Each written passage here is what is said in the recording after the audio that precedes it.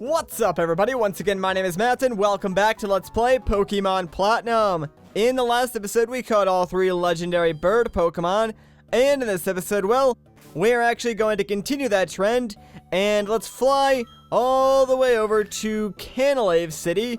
That way we can catch ourselves yet another legendary Pokémon.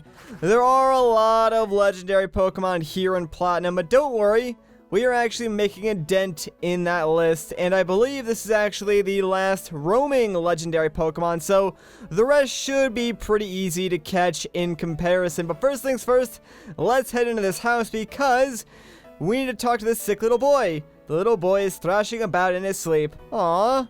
He appears to be in torment. He is muttering something. Dark is watching me. Well, that is kind of creepy. What do you have to say, Mom? I never thought our boy would fall into this endless nightmare. It's happened in the past in Canalave. There were people who never woke up from their nightmares.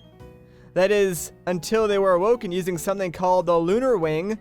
My husband went to find a Lunar Wing on Full Moon Island, but he failed. Does it take a trainer to do that? We feel so frustrated by this. Well, you know what? I'm a trainer, and I guess it's my job to get this little boy a Lunar Wing. You're going to Full Moon Island for us? Heck yeah, we're both counting on you. Only you can awaken my son from his awful nightmare.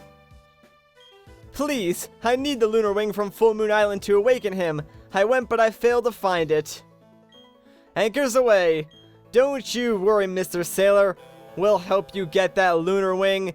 And our trip to Full Moon Island seems like it's going to be rather smooth. Like, look at this ship, man. It's like a nice cruise-looking ship. Way better than that ship that brought us to the fight arena for the first time, at least. Fun fact, I actually don't like boats because I tend to get seasick. Anyways, here we are on Full Moon Island. There's really not much to do here, so let's head inside these woods and check it out. There's a Pokemon here.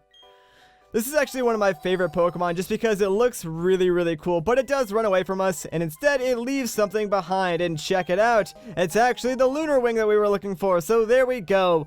Mission accomplished. That was very easy, but if you notice on the bottom screen on our map, there's the wild Pokemon like indicator. That Pokemon you met was the Lunar Pokemon. I've heard tales of it flying from place to place throughout Sinnoh. Oh, that's Sparkle, so that's the Lunar Wing. Thank you. That will wake my son from the nightmare.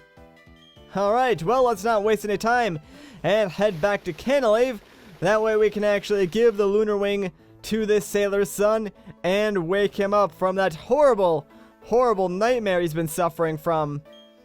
Alright, still thrashing about, and the Lunar Wing began to glow. The boy's sleeping face became untroubled and serene. The little boy woke up. I like how it makes the Pokemon healing noise. It's pretty funny. Everything's okay, dude. Oh my gosh, you're awake. Oh, my son, I don't know what to say. Thank you. We'll never forget you. Seeing you back to normal makes me feel great. I've regained my spirit as a sailor. Come sail with me later.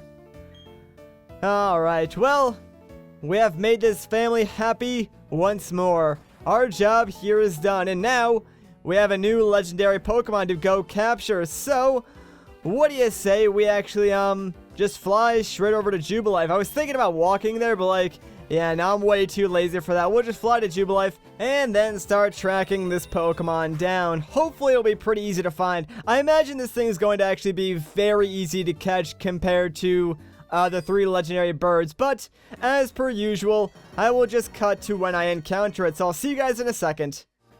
Alright, so it appears to be in this area somewhere, and we might actually have found it. Let's see.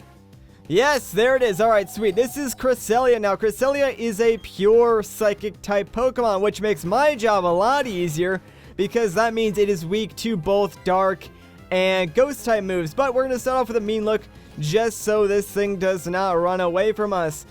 Now that that is done, let's just start like taking this thing down. Hopefully Shadow Punch doesn't do too much damage, because I really don't want to accidentally KO this thing. Alright, that actually did a pretty decent amount of damage. If we land one more of those, that should actually put it in the red, and that would be literally perfect for us. Alright, come on, do not crit. I really do not want you to get a random crit. Alright, that is like literally perfect. So now, all we gotta do is land this hypnosis, which we unfortunately missed. But if we land a hypnosis, there we go. Now that this thing is asleep, we can just start chucking Ultra Balls at it. This is like the perfect condition for catching this Pokemon. I'm actually really happy about how easy that was. So if we can keep Cresselia like in this state, we should be fine. I just hope that I have like the same luck that I had when I was catching the legendary bird. So, you know, maybe Cresselia, if you want to get in that Pokeball like super quickly, that'd be great. Although I did turn my game off. Maybe that was my mistake. Maybe I shouldn't have like ever turned my game off after that point, because maybe it was like blessed at that point. Turning it off like removes that blessing. So now I have to like go through the trouble of actually like catching every Pokemon without any extra blessings on it. That sounds like completely weird, but you never know, man. Pokemon works in mysterious ways. You can never count on the RNG to be with you or against you.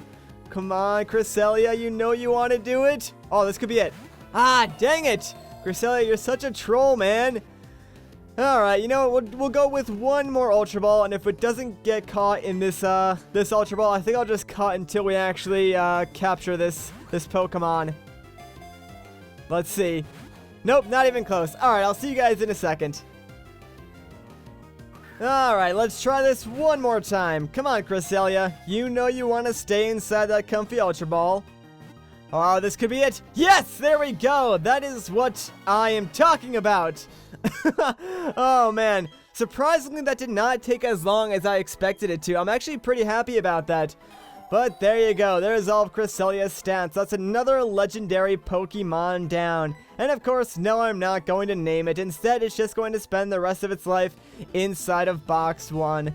Alright, now that that is done, real quick, I actually want to head back to Jubilife because I want to go to the Pokemart. I'm running a little bit low on Ultra Balls, and I want to restock because before we sort of like end off this episode, I actually want to make my way back up Mount Coronet. That way, we're sort of closer to where the next two legendary Pokemon that I want to collect are. So let me buy like 63, because that'll put me at exactly 100, and that should be good for what I want to do in the next episode. Anyways, now that that is done, what do you say we make our way over to Orberg City, I believe is where I want to go, because that's like the closest to the entrance of Mount Coronet that I can actually like get into, because we want to make our way up to the Spear Pillar. There will be a few places like along the way that we're going to stop and pick up a few items that we need to actually cause these legendaries to appear, but I'll make sure to point those out, you know, once we actually get close to it. Alright, so let me pop on Repel real quick before we actually go any further inside this cave. I do not want to encounter any random wild Pokemon. I'd rather just sort of like run through this cave, and it should be pretty quick since there's no more Team Galactic. There's really nothing stopping us, so for now it should just be a pretty nice stroll through a dark, disgusting, dank cave. But whatever, we gotta do it because, you know, we can't just fly straight up to the Spear Pillar. No, that would be way too easy and convenient for us. But I'll try and run through this as fast as I possibly can. Hopefully I won't get lost too much. Oh crap, do I have a Pono with me? Okay, I do. Thank goodness, man. I got scared for a second there. I forgot that I actually put, I put Maokai in the box in place of Too Spooky, which honestly I don't really need Too Spooky anymore since we just caught the last roaming Pokemon, so I could have probably gotten Maokai out of the box and he probably would have been more useful than Too Spooky, but I guess for this or these two upcoming legendaries it doesn't really matter too much. I'll make sure to like swap out Too Spooky for Maokai a little bit later, though. Anyways, here we are back on top of the mountain. It's all snowy again and junk like that. We're actually close to, the cave that we need to go into to get the two items that we need to get in order to cause the next two legendary Pokemon to appear. So, let's just pop in this cave real quick. And let me go and stick on another max repel before we go any further. And now real quick, all we gotta do in here is surf on this water and then right up that waterfall, and there should be a little tiny cave that we can enter with the items that we need. Assuming that I actually remembered everything correctly. Alright, there is indeed a cave here. And are there items on the floor? Yes, there are. Sweet. So this should be the Adamant Orb, and the other one should be the next orb that we need. And it's the Lustrous Orb. Fantastic. Now, I believe there's also a hidden item. Ah, yes, the stone plate. Cool. Let's see, there's text on the back. 2 make matter, 3 make spirit, shaping the world. I wonder what that means. Well, if you've been paying attention to the story, especially since the last time we were at the Spear Pillar, you should probably know, what Pokemon we plan on catching next. But I'm not gonna spoil it. Instead, let's just continue making our way up the mountain. And something I gotta say, while we're going through here, the music that plays on Mount Coronet is really awesome. I don't know why I never noticed this track before. Maybe it was different, the first time we were going through here, but this track is just so chill and relaxing. It's perfect for just a relaxing, I don't know, hike through the mountain. I think it fits the mood perfectly. It would be really cool if they actually redid this track in Pokemon Symphonic Evolutions, but I'm pretty sure they didn't, because a few of my friends actually went to the first showing of that in DC, and they were live tweeting the event, and I'm pretty sure this was not one of the tracks that they were talking about, but it would be kind of cool to see this track remade. Anyways, I believe this is the last cave that we need to go through, so let's just run through this entire thing, get to the Spear Pillar, and then see what we can do up there in terms of catching legendary Pokemon. We already know it's not Giratina, because we caught Giratina a long time ago. Anyways, here we are at the Spear Pillar. But you know what? I think I'm going to end off the episode here. So if you enjoyed this part, a like rating would be greatly appreciated. If you want to see more, consider subscribing. But once again, guys, my name is Matt. Thank you so much for watching, and I'll catch you in the next one.